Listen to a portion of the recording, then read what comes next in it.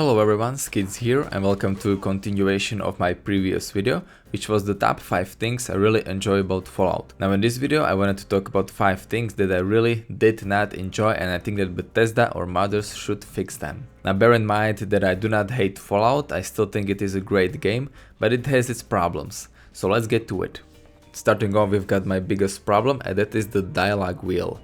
Now I know that tons and tons of people really hate it because this is one of the biggest downgrades from Fallout 3 and Fallout New Vegas. I mean, we had so many dialogue options in both of these games, while here we always have the same thing, which is yes, no, sarcastic or question.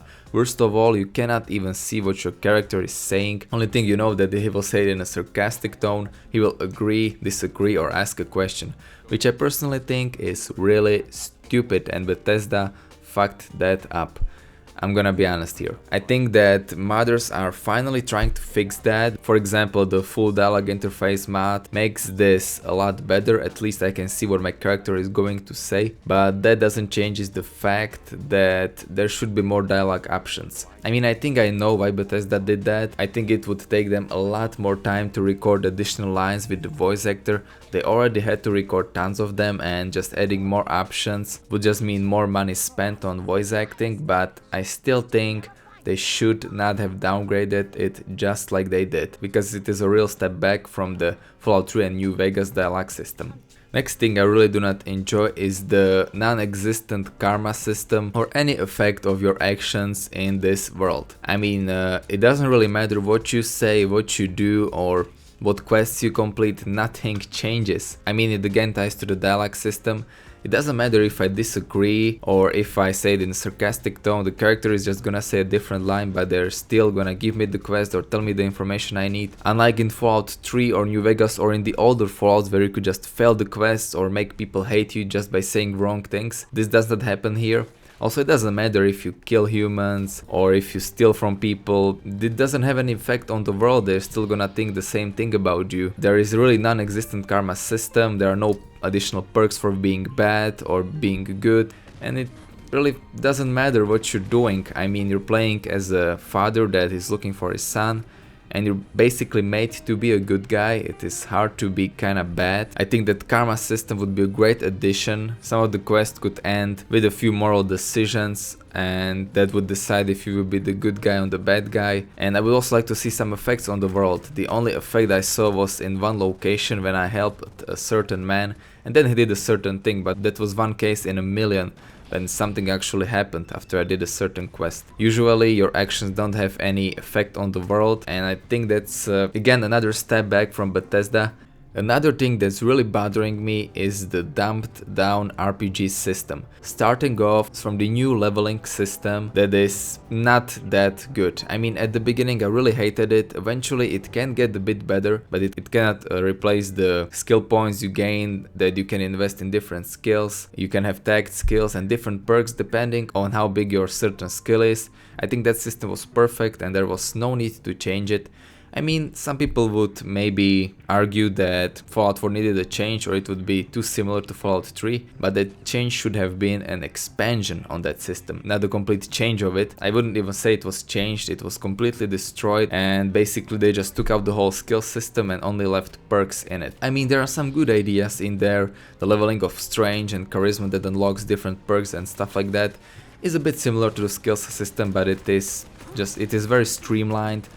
And the worst thing is you can actually become a god in this world since leveling is unlimited and you will eventually gain all the skills you want, while in the New Vegas or Fallout 3, even with all the DLCs when you reach level 50, I still think you weren't able to max out every skill. I think 95% of them were able to be maxed out, but that was only after the DLCs. With the original game, when you only ended at level 30, it was impossible to max out all the skills and you have to have a certain build and decide what type of character you want it to be. If you were either an energy weapons character, guns character or melee character, well, here you can be basically anything. Then another thing I do not like about RPG system is that there is no weapon degradation or armor degradation that I really enjoyed in both Fallout and Stalker Stalker series, and it really made the difference. I mean, if you had the broken armor, you couldn't go into fight and you had to take care of your armors, and you always had to check in what state they were, and I have no idea why they decided to take that out. I mean, the crafting system is great, but the degradation system would be even better. I mean, again, they removed something instead of building on it like they could have. With the new crafting system, the degradation would be even more useful, where you could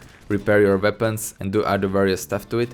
I mean, the power armor can be broken, so I have no idea why did they remove the degradation for weapons and armors. That was, I think, a very bad decision. Another thing about dumbed down RPG system is that there are no speech checks. That was a great feature in Fallout New Vegas. Now the speech checks are similar to ones in Fallout 3, where you have a random chance of actually getting it right, and if you feel like, you can just save before the conversation and repeat the same process over and over again. I know that since they removed skills, this couldn't be accomplished that much, but they still could have had strength, charisma, perception, intelligence, luck and endurance speech checks that would not be so hard, and I think it would be a really cool feature that should not have been removed.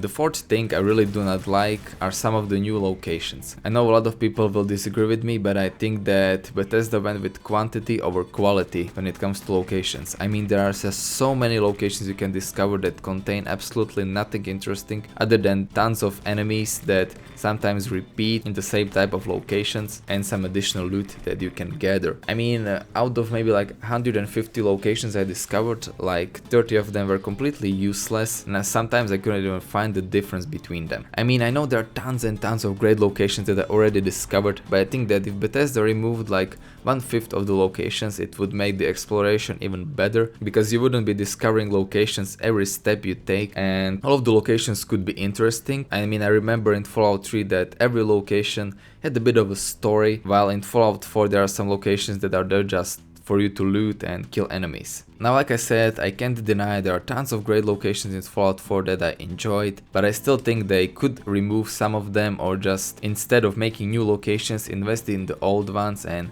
give them some additional background, stories or quests, and I personally think it would be a lot better decision.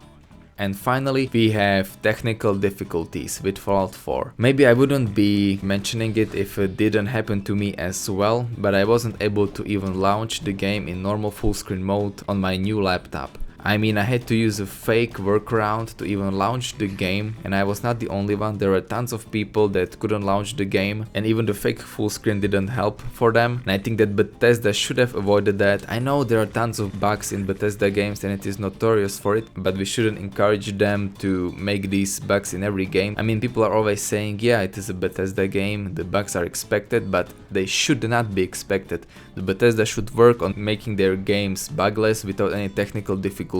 I mean, on my computer I did not have any problems with it, so maybe if I only played it on computer I wouldn't even mention this, but since it also affected me, I have to do it. And I'm not even mentioning the problems in game. I mean, the stutters and lags even on the high-end machines are something that shouldn't happen in any games, not just in Fallout 4, and I hope that Bethesda can fix that. I mean, so far when I was recording this video they only released 2 patches that were kinda small and did not fix that many things, and I hope they are working on some new ones that will fix some of the major bugs and technical problems that this game has. Now personally I did not notice that many bugs and glitches in game itself, but I would say there are tons of technical problems that this game has, and I think that Bethesda should work on fixing that first and then focus on the in-game bugs. Now I think that is about it for this video. Now, like I mentioned at the beginning, I think that Fallout 4 is a great game. I do enjoy it, but it still has a lot of its own problems, and I think that Bethesda maybe could have released it a bit later, maybe at the beginning of the next year. I mean, Fallout fans were waiting for it for so long, so another 2 or 3 months wouldn't be such a problem if the game was in perfect shape when it was released. And I think that Bethesda should really focus on fixing all of these mistakes and take some notes for the future Elder Scrolls or Fallout games, and make sure they don't make same mistakes like they did this time. And yeah guys, I guess that's about it, so I hope you enjoyed this video. Leave a like if you did, tell me what you think about it in the comments, subscribe for more Fallout 4 content, and I will see you next time.